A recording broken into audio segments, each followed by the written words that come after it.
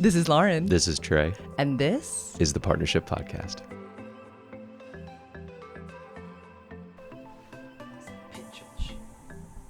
Gentle audience, welcome back. It's us. Look, Trey did not change his wardrobe. Don't point that out. I am pointing that out. Don't point that because out. Because faithful listeners will know. The 12 people that listen to this. A client the other day went, "What about something? I didn't know you were da-da-da-da-da-da." And their partner said, "Haven't you been listening to the podcast?" I get bits and pieces. You know who you are. Say of Lauren's active clients, because I don't know who any of you are. I mean, there's legal issues. But I do get bits and pieces of the information. And one of your people, they're an avid Chicago Bears fan. Mm-hmm. In this family, we are deeply invested in rookie wide receiver Luther Burden's continued growth and success as a person and a player. Luther, if you're out there. He's our newest listener. If you're out there, Luther, we see you. Welcome back. Happy almost New Year. Is that when this is going to come out? Yeah. Happy almost New Year, everyone.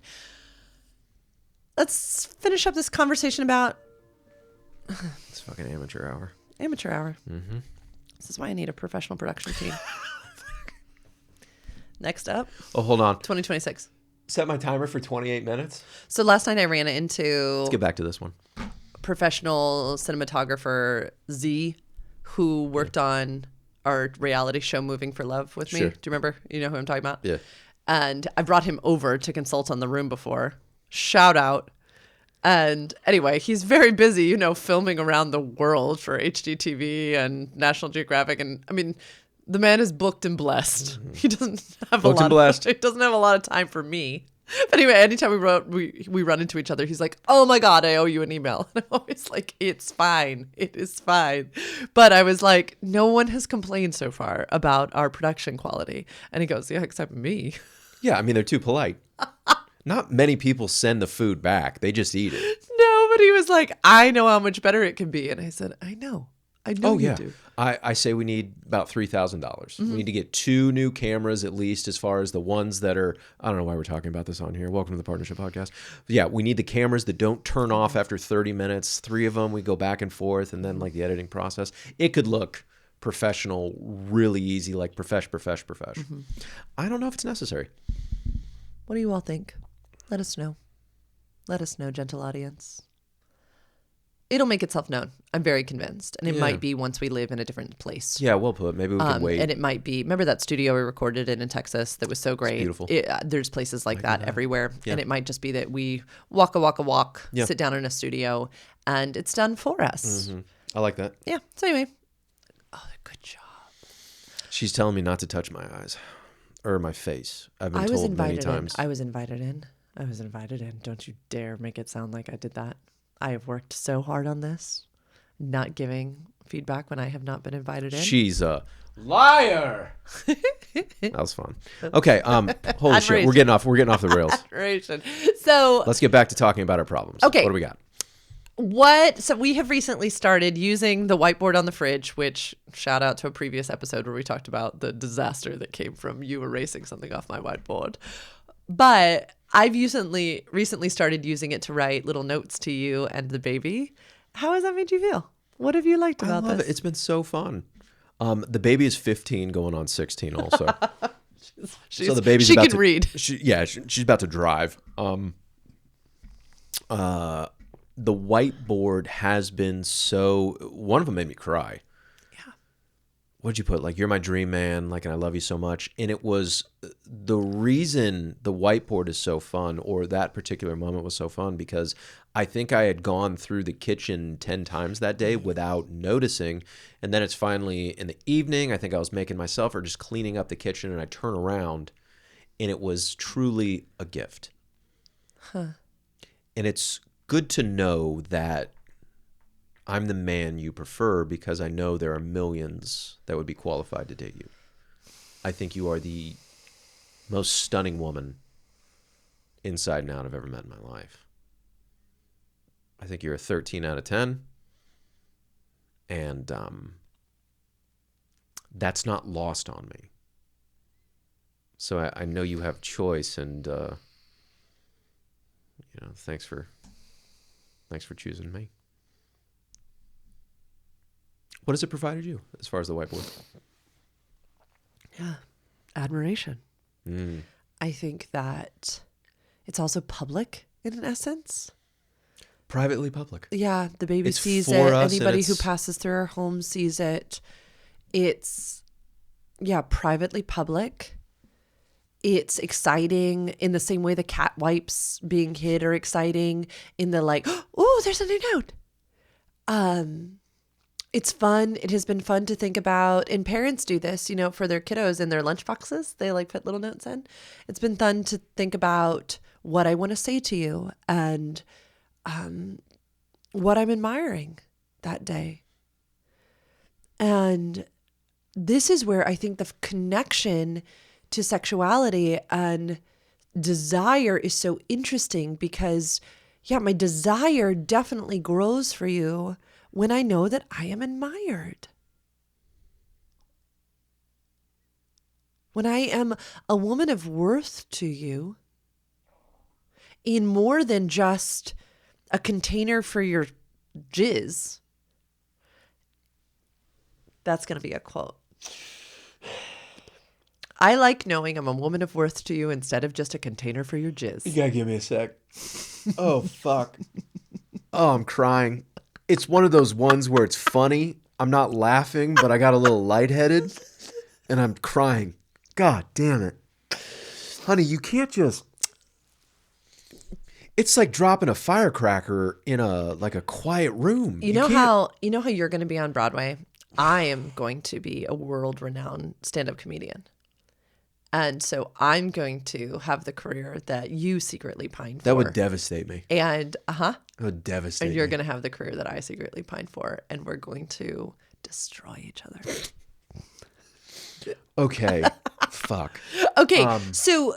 Oh, fuck. So the male hormonal cycle, I talk about this all the time, is 24 hours. Trey could have sex a couple times a day, every day, and be a very happy human being. That's lovely. I celebrate his desire. I celebrate his jizz. I celebrate who he is as a human. I'm on fire today.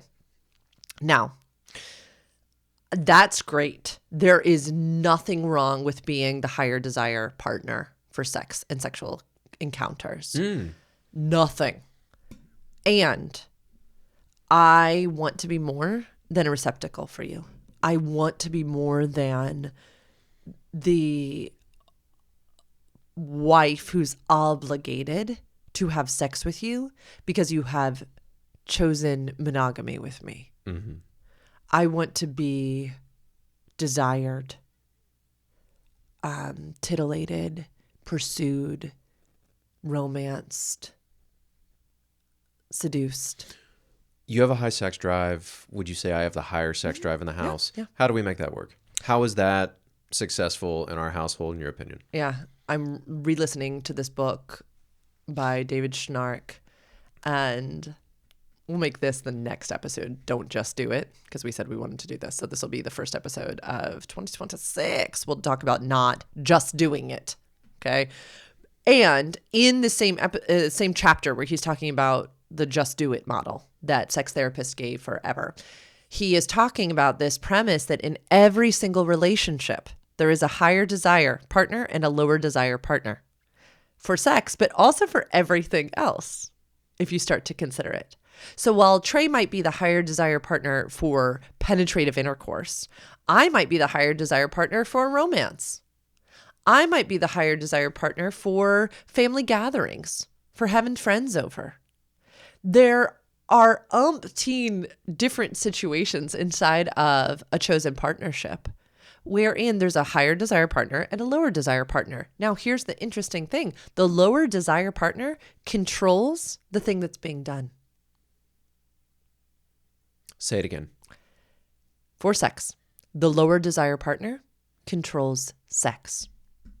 Because it can feel like we can't have sex unless she's happy. Oh. Unless, right?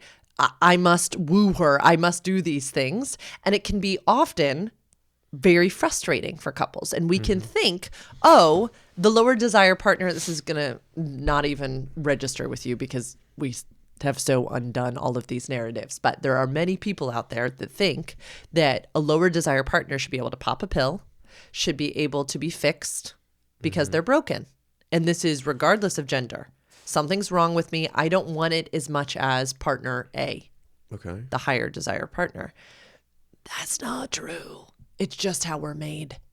It's just how we're made. Oh, and also, like, I fully acknowledge that sometimes the sex that I want to have is not the sex you want to have. Yes, I know. This isn't going to work in our scenario because you have done all of the work to acknowledge that I'm not. Do I need to endow me was someone like who's ignorant. Ignorant's not a bad thing. It's just I don't know. Endow me with someone who doesn't know. What do you mean? So I work with a lot of couples. I was actually talking with you about this the other day, and again, Trey never knows any of my clients, but I will often talk about different scenarios, and I will say that it is very common for one of my clients to continue to move the marker back. Well, you need to date me. You need to do this. You need to do that. You need to do this. You need to do that in order to have access to my body. And it can be very frustrating for the other partner. Okay. So in this instance, the lower desire partner is controlling the sex. Okay, I understand. Right? Mm-hmm. And then the other partner can feel almost handcuffed. Like, well, unless I do all of these things this way, we don't get to have sex. Yeah, like give to get comes into play, which is the shadow side of serving. Exactly. Yeah. Exactly. And so the exciting challenge is, how do we just support the quote unquote lower desire partner? How do we acknowledge that, we need to get on their level and find ways to support. So this ties all the way back to admiration. Cool. And then it's the two-way street, because how do we support the higher desire partner? Exactly. Also, how do you feel as the lower desire partner when it comes to, we'll just say, penetrative intercourse? Sure. Let's go ahead and add oral sex in there.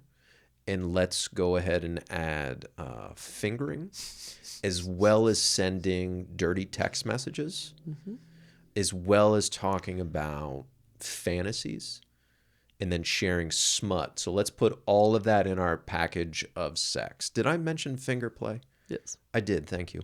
So let's go ahead and put all of that in there. Right. Go ahead. How do you feel supported by your higher desire partner? We've had conversations on here, haven't we? About that one time you sent me, I think, 3 different podcasts and some smut on a Saturday while I was finishing up my work week. Yeah. And I was like, whoa, Nelly, my love, I celebrate your desire, but I feel pressured. I feel guilty. I feel like I can't keep up. I feel overwhelmed. And so the way you supported me in that is listening and understanding that I wasn't saying that there was anything wrong with your desire and your wanting, and that we needed to figure out a time and a place. And we did. We had a no rush to respond, or a listen, I just wanted to send this. This brought me joy. We came up with some phraseology. No need to respond has been a big one in the house. Yep. Yeah. It's also the knowledge that I know that you need space to have sexy thoughts, where it's like, it's almost like they just come into my mind. And it's somewhat of a stress reliever too, where when I'm trying to do hard things or like focus work, thinking about sex is like a little reprieve from that. Okay, interestingly enough, when you were in Spain, it was a 6-hour time difference, you had sent me a bunch of sexy stuff, and it was like 4 or 5 o'clock in the afternoon, and like I needed to go to the UPS store. I had the baby in the car. We were going out to meet Patron, and I was getting inundated, and I was like, I don't have space for this right now. And I think I may have said, like, hey, I'll get back to you when I can, or something like that, because I could not meet your sexuality at that time. That was a neat little inverse. That was very neat. Yeah, I remember sending you stuff like colleagues were playing in different ways, shapes, and forms. Yes. There was like, we might go to this thing, we might go to that thing. Yeah. And I remember you just like, I was getting like thumbs up and hearts because in your world, my 10 p.m. was your 4 p.m. I was like, live your life, girl. Great, great. Hey, go be with your friends. Go live your life. Live your life. Go have fun. Which was an oddity because that's not usually how we function. Yeah. But different time zones made it. That was an interesting. And it was. I was literally doing childcare. And talk about the opposite of the erogenous zone when it's time to take care of children. Caretaking, greatest anti-aphrodisiac. Yeah. So ways I feel supported is you hear me when I say I need some space, and you honor that. How do you feel supported as the higher desire partner? Oh, like you celebrate my masturbatory practice. Sometimes I will stay in bed till like for self-pleasure in the morning because the morning is my tingle time. You'll bring me a cup of coffee and like kiss my chest. Like I love those moments. You'll tell me like, hey, what did you orgasm to? Tell me later today. Make sure and do not forget to tell me. How else? We plan opportunities for sex. Sunday is endowed as that opportunity to Zillow and then play the 3-minute game. And then we schedule things. What is it? Every like 6 to 7 weeks? Mm-hmm. We schedule opportunities for play where we'll go check ourselves into our local hotel that we love. We will endow it for like a sexy living room time. So we will schedule like big events when it comes to our sexual play and connection. So we do the little things and then we do the big things, and then scheduling things. And I so look forward to those. So we put something on the calendar where I get to look forward to for a peak mutual sexual arousal time. You know what I was just thinking of is how we host. Okay.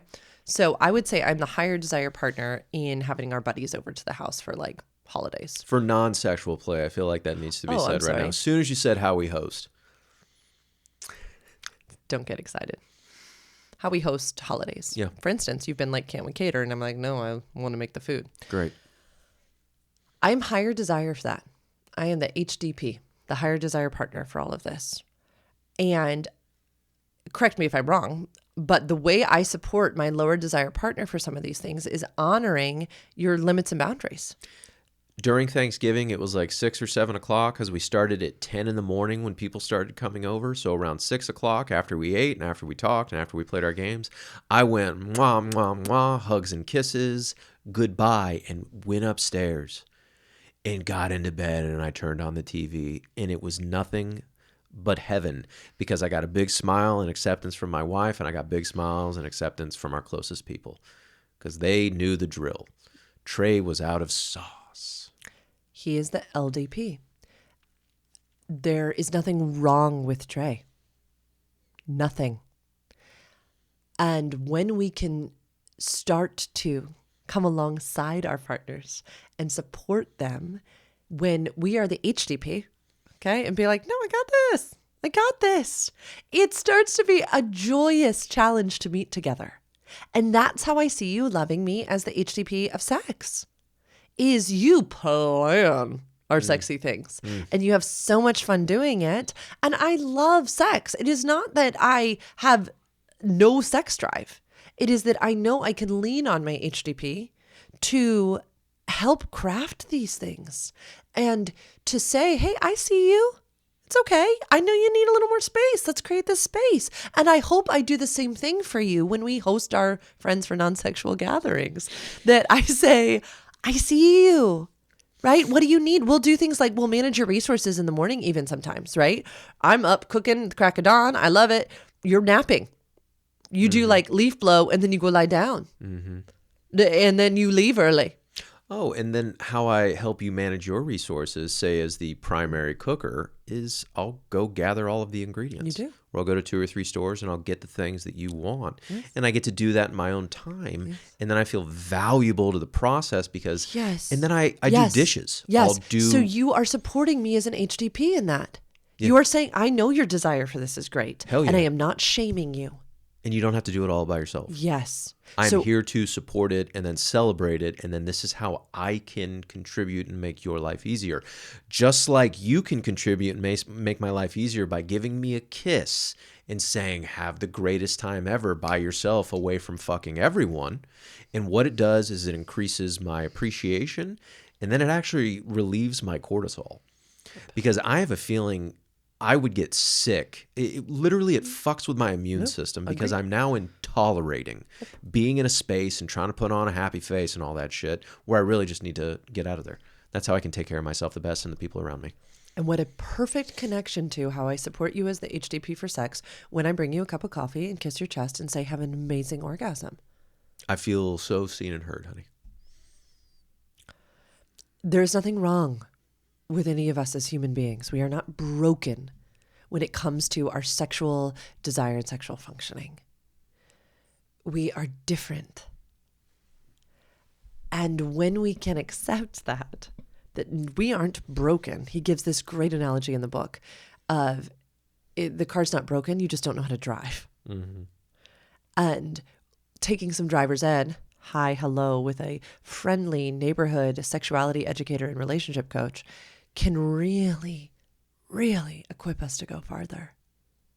Because then, it's like, hey, it worked so well because when we drove across the country, now you wanted to drive the whole time because it was really part of your value system to get me here safely.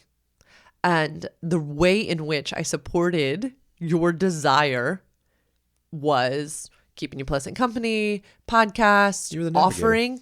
Navigating. You're the navigator, yeah. Yeah. Very valuable. Yes. And then, being the pinch hitter if you needed me to. Mm-hmm. You drove in Virginia because you knew the roads better. And it was late at night. Yeah, on the second trip. But the first trip, I drove not at all. Got it. I offered. Just an interesting, circling back to the notes on the fridge. It's another way we support me as the LDP. And it's another way I titillate myself as the LDP. I think that one of the biggest gifts we can give to our sexual partner is to know what turns us on. Esther Perel will say, I turn myself off when, fill in the blank, and I turn myself on when. And knowing the answers to those two questions, gentle audience, game changer. I turn myself on when I am thinking sexy thoughts about my husband. When I can, surprise him. When I feel sexy in what I'm wearing. When I have space.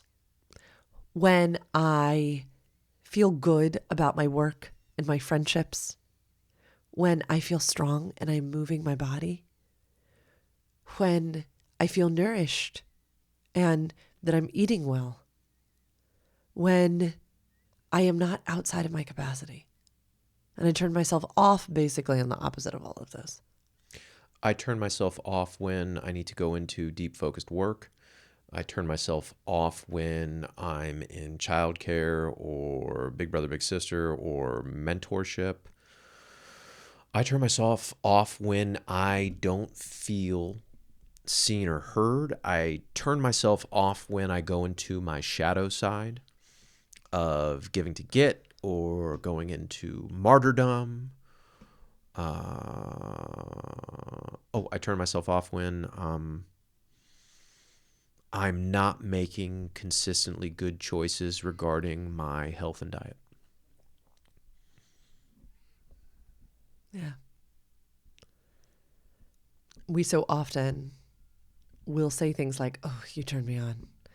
And these types of phrases, they're harmless. I don't need anybody to stop saying them. But desire and arousal happens in our brains, friends. Mm-hmm. And our own understanding of ourselves as desirable is deeply, deeply important. And we we get to go inside and figure out what it is that we truly want. And clients will get really stuck on this one when I have them make a list of wants, professionally, personally, sexually, romantically. It is a big challenge because many of us have been told that it's selfish to want. Many of us have been told to put the needs of others first. And it is good to want. Same thing with take. Yeah. That take's a very edgy word because it'd be bad to take. You can take your turn. You can take your time. Mm-hmm. can take a shower. You can take a bath. You can take a nap. So there's a good and a bad side to everything. Always. Yeah. Oh, And how we talk about it is how it's going to be. Yeah. The I Want game's a fun game. It is a fun game. Mm-hmm. You want to close out with that really fast? Sure. Because Can I make a request? Yeah. Can we keep it PG? Yeah. And I'm really saying it for me. Oh, why? Because my mind goes to the sluttiest, whorish thing so quickly, and I'd like to keep it PG. Good. I'm working on not cursing as much either. It's not going great, but hey. You're cursing less. I'm cursing more. On the last few podcast episodes, I have cursed more than you. And I'm like, what is happening? Yeah, that rules. Like trying to balance. No, it doesn't rule. That rules. I also should be appropriate and professional. It objectively rules. You are highly professional. Then when you drop an occasional F-bomb, I think it just adds to the bravado. Okay, the I Want game is... Do you want to set it up? I Want game can be played with many partners, I'm sure, but it's best with two. And one partner says an I want, and the other one responds with a simple phrase, it's good to want. Then it's their turn. They say an I want, and then the other partner says it's good to want. The strong encouragement is to keep this as PG and creative and playful as you can for as long as you can. And yet, when I play with clients on date nights, such as I'm going to get to do tonight, I don't play with them. I have them play. It gets spicy and it gets fun because what we are noticing when we play this game is what it feels like to celebrate the other's desire without being obligated at all. That's the big one. Say that one again. When we play the I Want game, we are celebrating the desire of the other without any obligation to provide them with the thing that they want. It does not have to turn into reality. It cannot, actually. I tell my clients, if we play it in person, nope. Anything that is said, this is a pretend game. If it is something later that you want to do after your date night session with me, you need to renegotiate that shit. You can say, hey, when we were in session with Lauren, I said, I want to see you in those fishnet tights. And you said, it's good to want. And then you said, I want to put those fishnet tights on and sit you in that chair and strut around and you can't touch me. It's good to want. Okay. Okay. If something is said when you play this game that sounds fun, you must renegotiate it after the container's closed. Perfect. Okay, Would you like to start? Can we do 3 steps to open and then 3 steps to close? Yep. I want you to take your socks off. It's good to want. I want to do a backflip. It's good to want. I want to take these heels on my heels and poke them up your leg all the way to your hip and then tickle you. It's good to want. I want to take your heels and throw them in the snow. It's good to want. I want to scoop up a bucket of snow and dump it down the back of your shirt and hear you squeal. It's good to want. I want you to put on 3 layers of socks. It's good to want. I want to dress you up exactly how I'd like to dress you up for our friend's Christmas party on Saturday night, like head to toe. It's good to want. I want to throw you over my shoulder like a sack of potatoes and tippy-toe down the street. It's good to want. I want a giant bowl of Jell-O as big as our house, and I want you to jump off the tree in our backyard into the Jell-O, and I want to see the Jell-O wiggle, and I want to see you jiggle with it. It's good to want. Let's do 2 more each from us. I want to put my hands over my head like this, like a ballerina, and spin around in circles again on my toes. Do, do, do, do, do. It's good to want. I want to take you to the ballet in New York City to see the Nutcracker. It's good to want. Last one from me. I want to be fluent in Spanish, Greek, and Italian. Ugh, it's good to want. And French. It's good to want. It's good to want. Last one for you. I want to take you on a 6-week journey through Europe where we utilize your language speaking skills, and you take me to fine restaurants and you buy me fun things. Great job keeping that PG. It's good to want. Thanks for coming to this episode of the Partnership Podcast. Happy almost New Year. Thanks for being here with us. Remember, these are our opinions and our opinions only. Take what you like, leave the rest. You have a right to informed decision making and self-determination. Make sure to like, subscribe, follow. Trey says I'm going to run out of time, but I think I'm fine. If anything we said